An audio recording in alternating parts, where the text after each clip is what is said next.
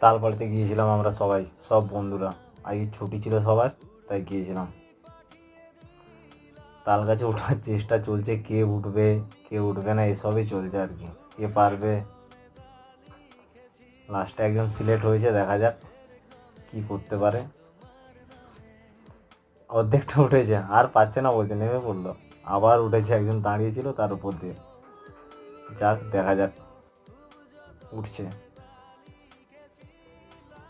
তাল গাছটা খুবই মোটা আর উঁচু তো ছিলই বটে।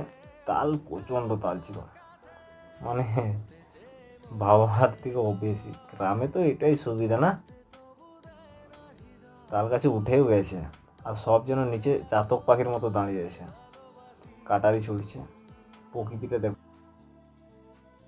দারুণ প্রকৃতি, দারুণ।